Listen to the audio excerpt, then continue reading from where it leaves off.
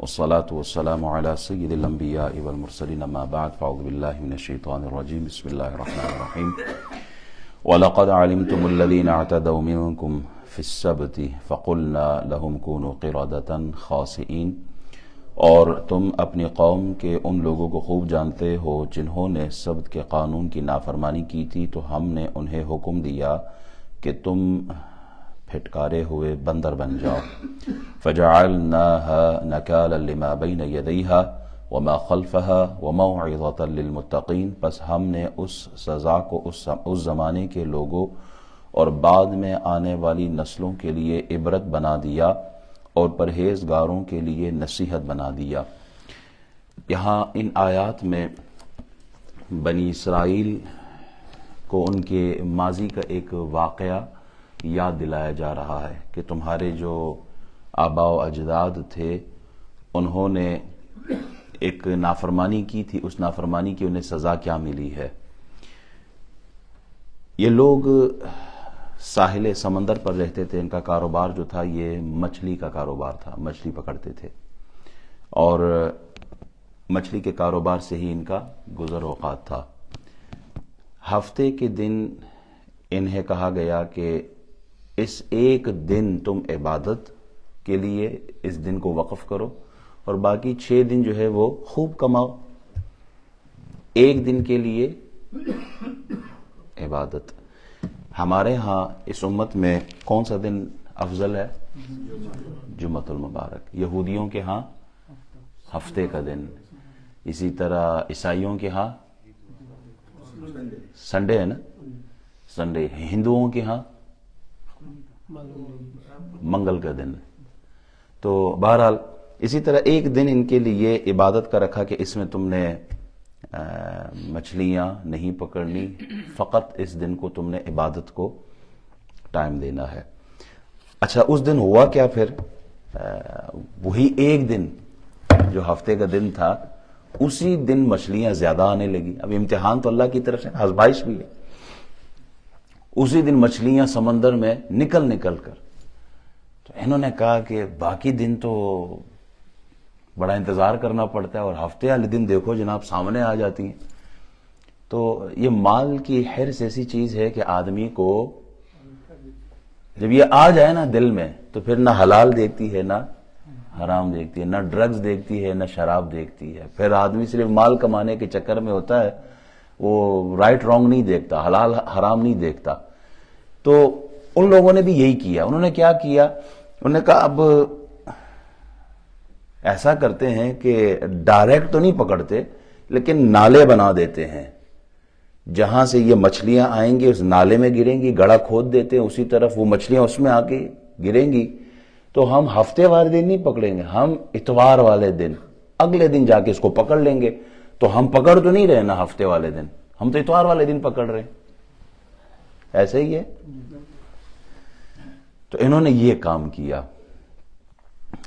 اس میں یہ 3 گروہوں میں یہ لوگ تقسیم ہو گئے۔ ایک گروہ وہ تھا کہ جو یہ گناہ نافرمانی یہ کرتے تھے، دوسرا گروہ وہ تھا جو ان کو روکتے تھے کہ یہ غلط کام ہے، ایسا نہ کرو، تم گڑھے میں ڈال رہے ہو ہفتے والے دن ہی، تو تم شکار تو ہفتے والے دن کر رہے ہو۔ اچھا، تیسرا گروہ جو تھا وہ ایسا تھا کہ خود بھی نہیں کرتے تھے، یعنی وہ گناہ نہیں کرتے تھے لیکن وہ روکتے بھی نہیں تھے، وہ اگلوں کو کہ بھائی غلط کو غلط کہو نا۔ من رأى منكم منکرا فلیغیر بیدہ فإن لم يستطع فبلسانہ فإن لم يستطع فبقلبہ وذلک اضعف الایمان، کہ غلط کام ہوتے دیکھو، اگر اللہ نے طاقت دی، قوت دی، اختیار دیا، آپ اتھارٹی ہو، آپ قانون ہو، آپ پولیس ہو، آپ طاقت قدرت رکھتے ہو، تو پھر آپ روکو اس جرم کو۔ اگر آپ اس لیول پر نہیں ہو تو پھر آپ بولو اس جرم کے خلاف کہ یہ غلط ہو رہا ہے، ایسا نہیں کرنا چاہیے۔ آپ وہ بھی نہیں کر سکتے تو دل میں تو برا جاننا چاہیے نا کہ یار یہ غلط کر رہے ہیں۔ یہ ایمان کا لوسٹ لیول ہوتا ہے۔ اچھا، وہ خود بھی نہیں کرتے تھے اور دوسروں کو روکتے بھی نہیں تھے، بلکہ ایک روایت میں یہاں تک پڑھا کہ وہ جو روکنے والے ہوتے تھے نا ان کو بھی کہتا بابا تساں کیا کم ہے، رہنے دیو، کرن دے انہوں نے کی۔ اب جب یہ کیفیت ہوئی عبداللہ بن عباس رضی اللہ تعالیٰ عنہ فرماتے کہ انہوں نے سمندر سے نالیاں نکالی اور آگے گڑھے بنا دیے، جمعے کی شام ان نالیوں کے منہ کھول دیتے تھے، ہفتے کے دن مچھلیاں گڑھوں میں آ جاتی تھی، اتوار کو مچھلیاں نکال لیتے تھے۔ جناب داؤد علیہ السلام نے انہیں سمجھایا، کتنے دن سمجھایا؟ 10 دن، 20 دن، سال نہیں، 70 سال۔ کتنے عرصے؟ یہ لوگ 70 سال سے یہ گناہ کرتے آ رہے تھے۔ جناب داؤد علیہ السلام نے 70 سال ڈرایا، اللہ کا عذاب آ جائے گا، اس طرح نہ کرو، یہ گناہ ہے، یہ ظلم ہے، یہ بغاوت ہے، یہ نافرمانی ہے، چھوڑ دو اس کام۔ وہ کہتے تھے جے عذاب آنا ہی سی تو 70 سال گزر گئے، عذاب تو جائے کوئی نہیں، وہ دیکھی جائے گی جو بعد میں، آئی ڈونٹ کیئر، جو ہوگا بعد میں دیکھا جائے گا۔ 70 سال تک اللہ کے عذاب، اللہ نے عذاب کو روکے رکھا تھا۔ اب اندازہ لگائے نا اس سے اللہ کتنا حلم والا ہے، اللہ ڈھیل دیتا ہے انسان کو۔ اچھا، منع کرنے والوں نے کیا کیا؟ انہوں نے دیوار بیچ میں بنا لی۔ جو لوگ منع کرتے تھے نا کہ یہ نہ کرو، یہ ظلم ہے، انہوں نے کہا یہ بس تو کر نہیں رہے تو پھر کیا کریں جناب، بیچ میں دیوار بنا لو، ہمارا تمہارا کوئی تعلق نہیں۔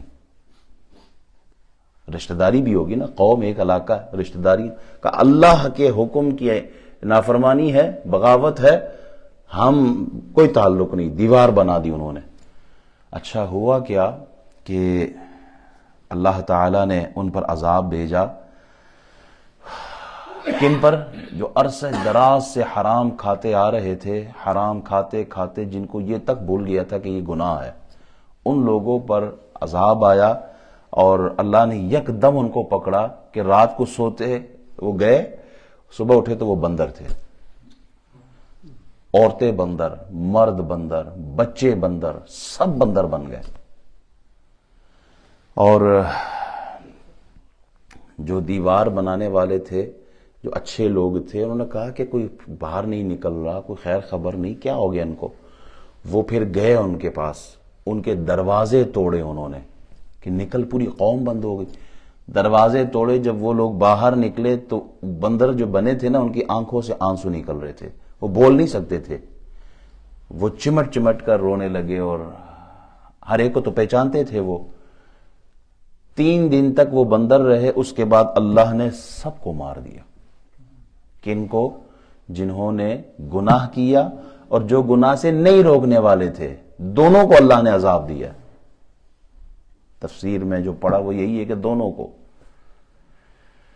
اللہ ہم سب کی حفاظت فرمائے۔ اسی لیے کہتے ہیں جب ظلم ہوتے دیکھو تو ظلم کو ظلم بولو، کہیں ایسے نہ ہو تمہاری پکڑو۔ ہم خاموش رہتے ہیں، جی نہیں، ہم انوالو نہیں ہونا چاہتے، ہم انوالو نہیں ہونا چاہتے۔ بھائی انوالومنٹ کی بات نہیں، حق کو حق بولنا ضروری ہے، ظلم کو ظلم بولنا ضروری ہے۔ بنی اسرائیل جو گروہ گناہ کرتا تھا وہ تو تھے ہی گناہ گار، وہ تو ہو گئے تباہ و برباد، وہ تو بن گئے بندر۔ جو نہیں روکتے تھے ان کا بھی یہی حال ہو گیا۔ بچے کون؟ صرف وہ لوگ بچے جو ظلم کے خلاف کھڑے ہوئے تھے۔ بچے کون؟ وہ لوگ جنہوں نے حق کو حق بولا ہے، جنہوں نے باطل کو باطل بولا ہے، جنہوں نے سچ کو سچ کہا، جھوٹ کو جھوٹ کہا۔ اللہ نے ان کی حفاظت فرمائی ہے، وہ عذاب میں نہیں، اور باقی پوری قوم عذاب میں آئی ہے۔ یہ ہمارے لیے ایک پیغام ہے۔ یہ آیت نمبر 66 سورہ بقرہ کی اللہ کیا فرماتا ہے؟ اللہ فرماتا ہے فَجَعَلْنَاهَا نَكَالًا لِمَا بَيْنَ يَدَيْهَا وَمَا خَلْفَهَا وَمَوْعِظَةً لِلْمُتَّقِينَ، پس ہم نے اس سزا کو اس زمانے کے لوگوں اور بعد میں آنے والے، یہ بعد میں آنے والوں کے لیے کیا؟ بعد میں آنے والی نسلوں کے لیے عبرت بنا دیا، اور پرہیزگاروں کے لیے نصیحت بنا دیا۔ اللہ نے نصیحت، فرعون فَالْيَوْمَ نُنَجِّيكَ بِبَدَنِكَ لِتَكُونَ لِمَنْ خَلْفَكَ آیا، قرآن کہتا ہے۔ وہ جو خود کو خدا کہتا تھا، اللہ نے اس کی جو ڈمی ہے یا ممی ہے، جو اس کا جسم ہے، وہ آج بھی عبرت کا نشان ہے۔ خود کو خدا سمجھنے والا تھا۔ فرعون کو دیکھو، نمرود کو دیکھو، 400 سال تک وہ مچھر اس کے دماغ میں رہا، اور 400 سال تک لوگ اس کو جوتیاں مارتے تھے. یہ کیا ہے؟ یہ عبرت کا نشان ہے جو اللہ فرماتا ہے میں نے بعد میں آنے والوں کے لیے نصیحت کے لیے عبرت بنا دیا ہے. جو بھی ظلم کرنے والا ہوتا ہے نا اللہ اس کی گردن پکڑتا ہے. ابو جہل جیسا آدمی اس نے ظلم کیا نا 2 بچوں سے اللہ نے اس کو مروایا ہے. عبداللہ بن مسعود جب گلا کاٹنے آیا نا تو دیکھو حضور فرماتے ہیں نا یہ میری امت کا اس دور کا حضور کے زمانے کا ابو جہل جو ہے یہ فرعون ہے. عبداللہ بن مسعود جب گلا کاٹنا ہے تو کہتے ہیں میرا گلا ذرا نیچے سے کاٹنا تاکہ جب سب کے سر پڑے ہو نا تو میرا سر ذرا اونچا ہو ان میں. یعنی اتنا اس کے اندر تکبر بھرا تھا. آج کے دور کے جو فرعون ہے جو ظالم ہے ان کی گردنیں جتنی بھی اونچی ہو جائے اللہ انہیں فرعون کی طرح عبرت کا نشان بنائے گا. اللہ ہم سب کی حفاظت فرمائے. اس میں ہمارے لیے سبق کیا ہے؟ پہلا سبق تو یہ ہے کہ بعض اوقات لوگ پوچھتے ہیں امام صاحب جمعے کے دن میں کاروبار کرنے کی باہر جاتا ہوں تو میں جمعے کی نماز چھوڑ دوں؟ 1 دن کی بات ہو 2 دن کی بات ہو چلو بندہ مسافر ہوتا ہے سمجھ میں آ جاتی ہے, لیکن اگر وہ جمعے کی نماز پڑھے ہی نہ تو یہ بہت بڑی ناکامی ہے, خسارہ ہے. کیوں؟ بنی اسرائیل پر عذاب کیوں آیا؟ کیونکہ اللہ نے ایک دن ہفتے کے دن کا انہوں نے کہا کہ اس دن عبادت کرو, انہوں نے وہ دن بھی عبادت کی بجائے کاروبار میں لگا دیا. کچھ ایسے ہوتے ہیں ساتھی کہ قاری صاحب ہم فیکٹری میں یا کسی جگہ کام کرتے ہیں جہاں ہماری 2-3 نمازیں مس ہو جاتی ہیں, تو بھائی وہ کام ہی کیوں کرو جس میں آپ کی نماز مس ہو جاتی ہے. آپ ایسا حلال ذریعہ ڈھونڈو اپنے لیے کہ جہاں آپ کی عبادت بھی ہوتی رہے اور آپ حلال رزق بھی کماتے رہے. اس آیت سے ہمیں یہی سبق ملتا ہے کہ عبادت کو موقوف نہ کریں, عبادت کو قضا نہ کریں, عبادت میں سستی نہ کریں. پہلے عبادت ہے پھر اس کے بعد اللہ رزق ویسے ہی دیتا ہے. اللہ کتوں کو کھلا سکتا ہے, خنزیر کو کھلا سکتا ہے, تو اشرف المخلوقات کو نہیں کھلا سکتا؟ وَمَا مِن دَابَّةٍ فِي الْأَرْضِ إِلَّا عَلَى اللَّهِ رِزْقُهَا 12ویں سپارے کی پہلی آیت ہے. رزق کا ذمہ اللہ نے اٹھایا. ان اللہ هو الرزاق ذو القوة المتین, اللہ ہی رزق دینے والا ہے. پھر دوسرا سبق یہ ہے کہ ناجائز کاموں کو, حرام کاموں کو حیلے بہانوں سے جائز نہ بنائیں. اس کو جو کام ناجائز ہے وہ ناجائز ہے. رشوت کو مٹھائی کا نام دے کر جائز جی یہ مٹھائی آپ کے لیے رشوت دے دیے تو جائز ہو گیا کیا وہ کام؟ نہیں, وہ جائز نہیں ہو سکتا. رزق میں برکت نہیں آ سکتی. جی مہنگائی بہت ہو گئی ہے تو چلو اب چیزوں میں ملاوٹ شروع کر دو. اور دودھ والے پاکستان میں کہتے ہیں یہ 100 والا دودھ ہے, یہ 150 والا دودھ ہے, یہ 300 والا دودھ ہے, اور یہ اللہ دی قسم ہے یہ دیش بالکل ملاوٹ نہیں, یہ 400 والا دودھ ہے. کیا ہے؟ دھوکہ نہیں. صرف اس لیے کہ جناب رزق بڑھ جائے, مال بڑھ جائے, تو اس سے مال نہیں بڑھتا. مال حلال میں اللہ نے برکت رکھی ہے. رسول اکرم صلی اللہ علیہ وسلم نے ارشاد فرمایا ان چیزوں کا ارتکاب نہ کرو جن کا یہودیوں نے ارتکاب کیا. ہیلوں کے ذریعے اللہ کی حرام کی ہوئی چیزوں کو حلال مت کرو. یہود نے ایک اور بھی ہیلا کیا تھا وہ یہ تھا کہ ان پر چربی حرام تھی, تو انہوں نے کیا کیا؟ نبی علیہ الصلوۃ والسلام ارشاد فرماتے ہیں کہ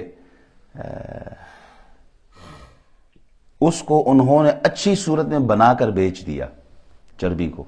یہ بخاری مسلم میں کہ چربی حرام تھی, انہوں نے کیا کیا؟ چربی کو اچھی صورت میں بیچ دیا. اب شارحین حدیث جو ہیں وہ کہتے ہیں یہ اچھی صورت سے کیا مراد ہے؟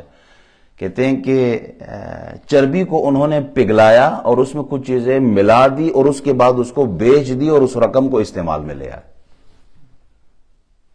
اب بات سمجھ آئی؟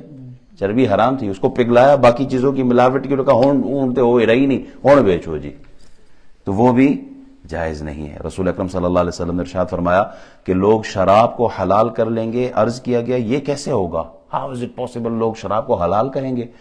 تو حالانکہ اللہ نے اس کی حرمت واضح طور پر نازل فرمائی ہے. آپ نے فرمایا وہ شراب کا دوسرا نام رکھ لیں گے اور اس طرح اس کو حلال کر لیں گے. ابن ماجہ کی اور ابو داؤد شریف کی حدیث ہے, حدیث نمبر 3688 ابو داؤد شریف اور ابن ماجہ 4020. شراب کو کیا کریں گے؟ حلال کریں گے. کیسے ہوگا حلال؟ کہا اس کا نام چینج کر لیں گے, اس کے بعد معاملات چلتے رہیں گے. شراب پیو جی. کیوں جی؟ شراب تو ہے نہیں. مسند امام احمد کی حدیث نبی علیہ السلام ارشاد فرماتے ہیں کہ اللہ فرماتا ہے قسم ہے میری عزت کی, میرا جو بندہ شراب کی ایک گھونٹ بھی پیے گا میں اس کو اتنی ہی پیپ پلاؤں گا, خون پیپ جو ہے یہی پلاؤں گا, اور جو بندہ میرے خوف سے اسے چھوڑے گا میں اس کو حوض قدس سے پلاؤں گا. تو اب شراب کو جی اس میں اتنا نشہ ہو تو پھر ناجائز ہو جاتا ہے, جی یہ انگور کا ہو تو پھر یہ ہو جاتا ہے, جی تھوڑی سی پیو تو یہ ہو جاتا. یہ سارے ہیلے بہانے ہیں اس کو حلال کرانے کے لیے. حالانکہ شراب حرام ہے, حرام ہے, حرام ہے. اب ہیلے بہانوں سے اس کو جائز نہیں کیا جا سکتا. اسی طرح آپ دیکھیں یہ ناچ گانا جو ہے, ناچ گانا, موسیقی, یہ گانے بجانے, یہ بانسریاں بجانا, یہ ڈول ڈماکے, اسلام نے اس کو ناجائز کہا, حرام ہے. لیکن ہم نے کیسے کیسے راستے ڈھونڈے ہیں. جی شادی کا موقع ہے, کرن دیو جی, بچے بچیاں نے کوئی نہیں, چلن دیو, سارا کچھ چلن دیو, اللہ دا حکم کوئی نہیں, شادی سب جائز. حرام تو حرام ہے, چاہے شادی ہو, چاہے موت ہو, چاہے خوشی ہو, چاہے غمی ہو, اللہ کا حکم نہیں بدلتا, اللہ کا حکم اسی طرح ہی ہے. ہم نے کہا جی نہیں مولوی صاحب موسیقی تو روح کی غذا ہے. موسیقی روح کی غذا ہو گئی ہے. کون سی موسیقی؟ جس کو اللہ نے حرام کہا ہے. کیسے پاسبل ہے جی؟ ثقافتی میلہ ہمارا کلچرل ڈے آج, تو کلچرل ڈے پہ سارا کچھ یہ ادھر میلے لگتے ہیں نا, ہمارے مرزا میں بھی میلے لگتے ہیں. میں نے تو یہی سنا ہے کہ جناب یہاں وہ گانے والے آتے ہیں, وہ گانے گا رہے ہوتے ہیں اور قوم ساری اچھل اچھل کر اس کو داد دے رہے ہوتے. نیک پرہیزگار نمازی 5 وقت کے پہلی صفوں میں کھڑے ہونے والے وہ بھی ادھر نظر آتے ہیں. ہائے ہائے, اللہ ہماری حفاظت فرمائے. جی کچھ مولوی صاحبان بھی نظر آتے ہیں. اللہ ان مولویوں کو بھی ہدایت دے. میں کیا کہوں, میں یہ تو نہیں پوچھوں گا کہ کون سے مولوی صاحب کو آپ نے, کڑے مولوی صاحب نے تک ہے, میں یہ نہیں پوچھوں گا. لیکن یہ غلط ہے, چاہے جو بھی جائے, چاہے صوفی ہو, پیر ہو, فقیر ہو, مولوی ہو, امام ہو, مقتدی ہو, کوئی بھی ہو, غلط جگہ پر جانے والا غلط ہے. مانتے ہیں اس بات کو؟ چلو پھر آگے چلتے ہیں. یہ پاکستان اب دیکھیں نا, شادی کا موقع آتا ہے, پتہ نہیں آپ کے یہاں کیا کہتے ہیں اس کو, وہاں وہ ہجڑوں کو بلا کے پوری رات نچواتے ہیں, اور پھر صبح کے وقت جی نکاح کا پروگرام ہے, سارے آ جاؤ, قاری صاحبان آ جاؤ جی قرآن کی تلاوت کو. میں کہا جڑے رات تو خیر دا کم کیتا سی ہو کیا ہے, پوری رات ہجڑوں کو بلا کے نچوا کے ڈول ڈماکا کر کے صبح مولوی صاحب کو آ کے جی سورہ فاتحہ پڑھو کیونکہ برکت آستا ہے. برکت ہے تسی ساری رات کٹی کر چھوڑی ہے. یہ وہ چیزیں ہیں کہ جن پر سوچنا ہے. ہیلے بہانے, اللہ کو تو کوئی دھوکہ نہیں دے سکتا نا. اللہ کو دھوکہ دے سکتا ہے کوئی دھوکہ نہیں دے سکتا اللہ تعالیٰ کو. اللہ تعالیٰ ہمیں ایسی بے حیائی سے, بدتمیزی سے, فحاشی سے, گناہ کے کاموں سے اللہ ہماری حفاظت فرمائے. سود کو نفع کا نام دے کے اب ہیلے بہانے سے جائز کرانے کے چکر میں ہوتے ہیں. جی سود کو کسی طریقے سے جائز کروا دے. زکوٰۃ نکل نہ جائے ساری ہمارے گھر سے, اتنا پیسہ زکوٰۃ میں جا رہا ہے تو پسینے آ جاتے ہیں آدمی کو. تو اس کی زکوٰۃ کو روکنے کے لیے کیسے کیسے ہیلے ڈھونڈے جاتے ہیں. وہ جی یہ میں نے اٹھا کے اپنے فلاں بچے کے نام کر دیا, یہ میں نے اٹھا کے اس کے نام کر دیا. حالانکہ ہوتا نہیں ہے, خود کوئی دھوکہ دے رہے ہوتے ہیں. اللہ سب کی حفاظت فرمائے. داڑھی رکھنا رسول اللہ کی سنت ہے. کتنے ہیلے بہانوں سے داڑیاں اڑائی جاتی ہیں. معذرت کے ساتھ جو ادھر بیٹھے ہو, کوئی معذرت نہیں ہے. کیوں معذرت کس چیز کی ہے؟ جو حق بات ہے وہ حق بات ہے. داڑیاں رکھیں, اس کے لیے ہیلے بہانے نہ ڈھونڈے. اللہ کے نبی کی سنت ہے. ایمان لانے کے بعد بے حسی کیوں ہو جاتی ہے؟ دیکھیں ایمان ہے آدمی کے اندر, اور اس کے بعد آدمی بے حس ہو جاتا ہے. وہ حرام کھا رہا تو اس کو پرواہ کیوں نہیں ہوتی ہے؟ اس کے لیے کیا کہا گیا؟ اس کی وجہ یہ کہ آدمی اللہ سے غافل ہوتا ہے, اللہ کے عذاب سے غافل ہوتا ہے, آخرت کے حساب سے وہ غافل ہوتا ہے, اور اس کے لیے وہ مختلف تعویلیں گڑھتا ہے. مختلف تعویلیں گڑھ کر مختلف ہیلے بہانے ایکسکیوز سامنے رکھ کر جی یہ ہے تو یہ ہے, اس لیے وہ گناہ کی طرف جاتا ہے. اور پھر اس چیز کی محبت دل میں آ جائے نا، جیسے مال کی محبت دل میں آ گئی نا، تو اب نہ حلال دیکھتا ہے نہ حرام دیکھتا ہے، اس لیے آدمی بے حس ہو جاتا ہے، اور اس کی وجہ سے وہ دل سخت ہو جاتا ہے۔ جب دل سخت ہو جائے نا، پھر آدمی کو، ایک عام آدمی کا حکم اور اللہ کے حکم میں کوئی فرق نہیں، پھر وہ کہتا ہے ٹھیک ہے، ہو گیا جو ہو گیا سو ہو گیا۔ اس لیے کہا گیا ہے کہ اللہ کے تصور کو ہر وقت دل میں رکھا کرو، ہر وقت۔ اللہ ہر وقت دیکھ رہا ہوتا ہے۔ جب آدمی کا یہ تصور قائم ہو جائے نا، پھر وہ نہ ظلم کرتا ہے، نہ ظلم کے راستے ڈھونڈتا ہے، پھر نہ وہ کسی کا حق مارتا ہے، نہ کسی کے مال پہ نظر رکھتا ہے، پھر وہ عذاب کے خوف سے وہ سیدھے راستے پہ رہتا ہے۔ صراط مستقیم پر چلنے کا